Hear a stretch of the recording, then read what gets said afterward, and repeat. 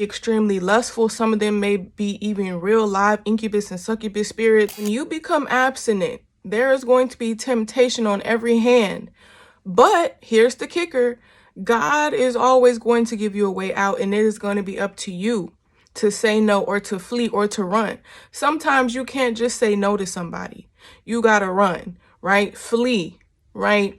When you become abstinent, or you allow God to just deliver you from the temptations that you used to be involved in, indulged in, going to the club, premarital sex, smoking, drinking. When you allow God to do a work in you, and when you allow him to do a renewed mindset in you, there is going to be temptation on every hand that was not there before, or that you did not even see before. When you become abstinent, you're going to start meeting men or women who are financially stable. They got their own car, they got their own vehicle.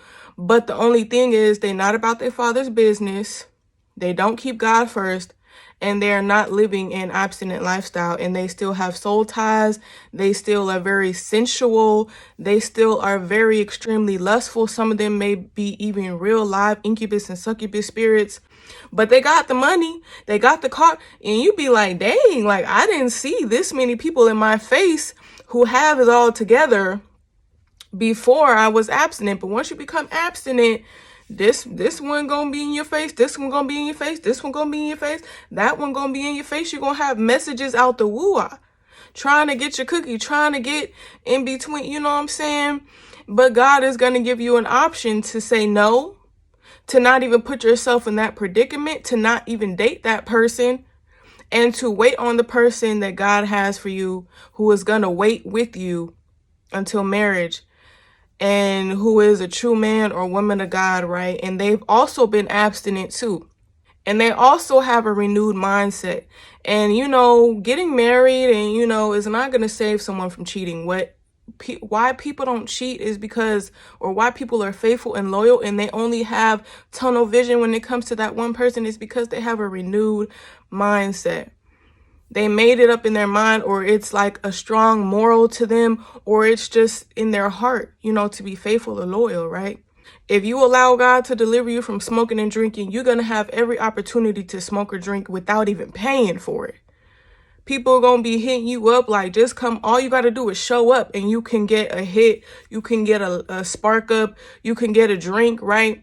There's going to be so many options. You're going to have too many options for stuff that you are allowing yourself to be delivered from, because self-denial is not easy.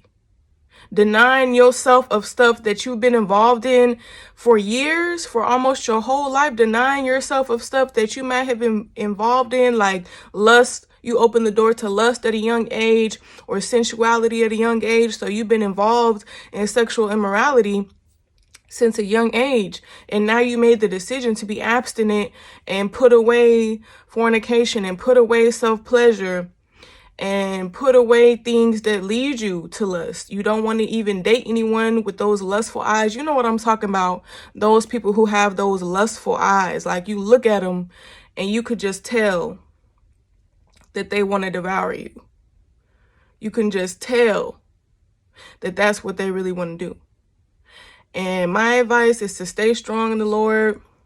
If you have to isolate yourself and cut off those friends because they're doing stuff that you want to stay delivered from, and we're going to be tempted. It's hard. Yes, it's hard. It's hard self-denying.